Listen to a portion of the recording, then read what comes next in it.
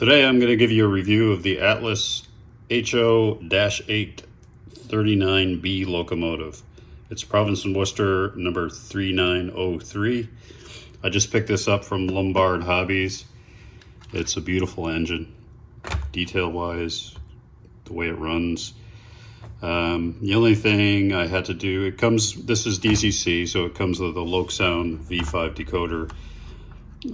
There's no keep alive capacitor in it out of the box, and the speaker is okay. So I'm gonna do two things. I'm gonna put a capacitor in there, a Nix Trains capacitor that works with ESU decoders, and I'm gonna change the speaker out for a Scale Sound Systems speaker to bring it up to par with my other engines. But out of the box, it isn't a very nice engine. So let me just point out a few things on this engine that I thought were impressive in terms of detailing.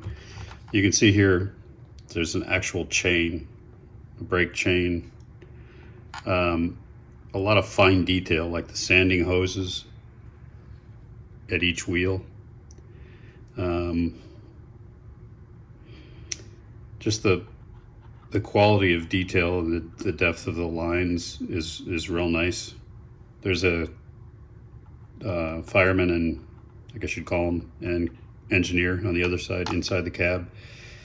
Of course, it has wipers on all the windows in the cab. It comes with working ditch lights in the front and the back, so you don't have to do any kind of mods there. And it has the detailed air hoses and multi-unit connectors. It has the cheap plastic couplers, but I'll replace those with Katie's. It's one thing I wish Atlas, well, two things I wish they would do for this price range, and this is a Masterline Gold. When you get into this level of locomotive, I would like them to put a capacitor and better couplers, but hey, gives me something to do when I'm working on these. So yeah, the detailing is great, and the engineering in terms of the drivetrain on these is phenomenal. If you have Atlas engines, you know they're great runners. So I've done some programming on this, on the Loke Programmer. I changed the speed curve and I increased the bass, reduced the treble to try to get a little bit better sound quality from the factory speaker. Helped a little bit, but I'll still change that speaker out. And some of the function mapping I changed so that it'll work with my proto throttle. So not a lot, but out of the box, yeah, the programming wasn't the way I have my other engine set. So that's already done. And let's see what else about this. I mean, it's a decent weight. This is a long engine. This is the B, so it's a 4-axle, which these Dash 8s often had 3 axles, but there were a few made with 4-axle, and P&W used those. So it's a big engine. I've got an industrial switching layout, so this is going to be this will be my biggest engine actually. But what I like about this is it's got turbo. My other engines don't have turbo, so that's really a cool sound actually when you're running these, and you'll hear that when we put it on the layout. Packaging is outstanding, which is important. I mean, they have these things in rigid plastic. The bottom of the fuel tank, which is metal, is affixed or screwed into this casing, and then it has a plastic cover over it. So, and then the entire box is covered with plastic. So, good quality. All the grab irons are separate. The interior, I'm looking on the inside now. There's a seat for both of the figures in there, but there's not like Rapido where you have the actual gauges and that level of detail, but it's good enough because you typically wouldn't look in there any further than just the engine here. Also, what it comes with here are these rain sun shades that go over the windows. There's one for each side, and these, I don't know what these are. I'll figure that out. If you know, put it in the comments. So let's put it on the layout here and see what it does. Oh, there's my little programmer. Hook that up to my laptop and easy peasy. So let's see, we'll put it here on this end of the layout. You know, with all those details, you got to be careful, obviously, when you handle these. When I go ahead and I upgrade the speaker and put in the capacitor, it's a little fidgety. I don't want to break anything. Put on my nitrile gloves and do it carefully. So that'll be a separate video. What we're going to do now is not using the Proto Throttle today. I'll just use my NCE power cab. So let's grab that engine, which is 3903. It's so new, I don't have the number memorized. 3903. And start it up.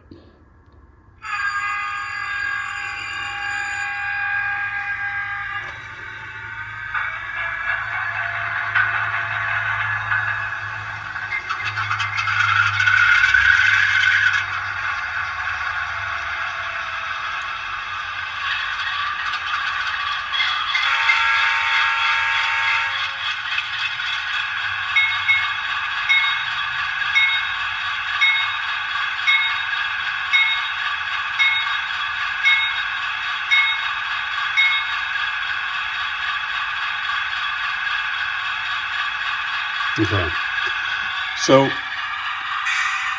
it does have working ditch lights in the back, but I have them set up to go on with function 10, which I could do that with the ditch light switch on the Proto Throttle, but I'm not even sure how to get to function 10 on this power cab, so we're just going to leave those off, and we will drive across the layout here so you can hear it, see it run.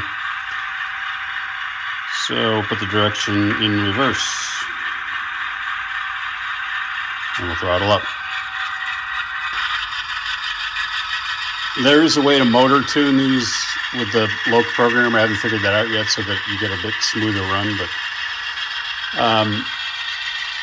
the fact that there's no capacitor, you know, even though my tracks are clean, I've got all Pico turnouts. I have Unifrogs, which are not wired, and some are Insulfrogs, which don't have power, obviously. So I do think a capacitor is a necessity when you have a switching layout, because you tend to run at very low speeds. And I haven't totally cleaned my tracks, so it may stutter or it may actually stop. It did stop the other day when I was using it. And all it takes is that, you know, you just have that capacitor for a split second and it bridges the gap. So I like to have them on all my engines. So if I crank it up, you'll hear the turbo.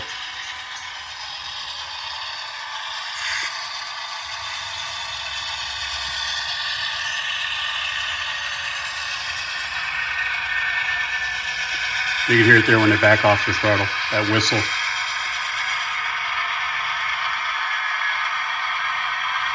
All right, let's keep going.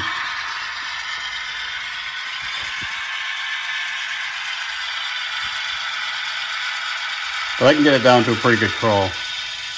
Just when I have the capacitor, I'll be more comfortable to go at very slow speed, so you see a little blink there of the lights. Again, I haven't cleaned my tracks, so that's the main reason for that. And I would be using this, but I left it on and burned the batteries out, so haven't gotten around to changing the batteries.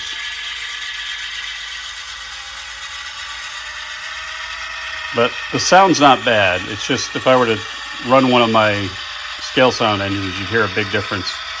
A lot more bass, a lot more of the nuances of sound come out.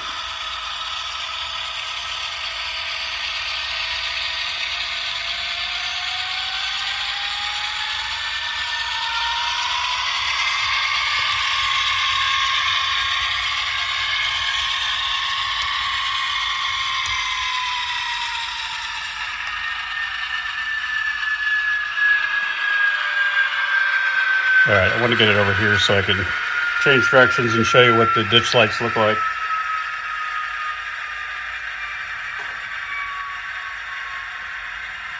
It's a little yellow compared to the other engines I have, where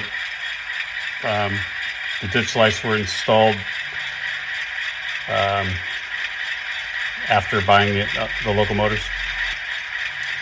I don't mind the yellow. I've seen some other guys on YouTube that complained about the yellowish of the lights, but I'm not going to bother changing them, and it's not worth ripping apart those little ditch lights. So here it is going forward. It's a great looking engine.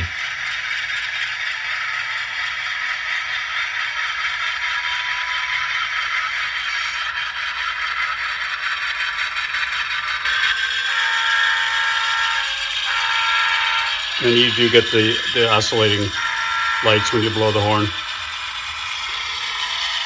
And I've got feeds everywhere on this layout. I mean, every turnout has every rail wired, so it's not that there's gaps in the electricity. It's just that a little bit of dirt without a capacitor. It's all it takes. And it's a 4-axle. All my locomotives are 4-axle. And once I get the capacitors in them, no problems at all. So that is the Dash 8B. I think it's a real nice engine. It's big for a switching layout, but I wanted one decent sized turbocharged engine, and I'll switch them around. I'll have this one. I have also, at the same time, I acquired a GP38 Atlas, also a Masterline Gold with Loc Sound, and I have to add a speaker and a capacitor to that one as well, but that'll be a separate review. So I'll have that GP38, I'll have this one. I also have that Intermountain, which I recently acquired, and I upgraded that to Loc Sound and Scale Sound.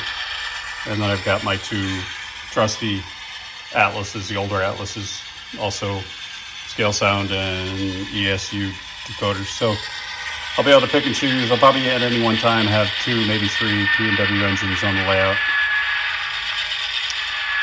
But hope you like that.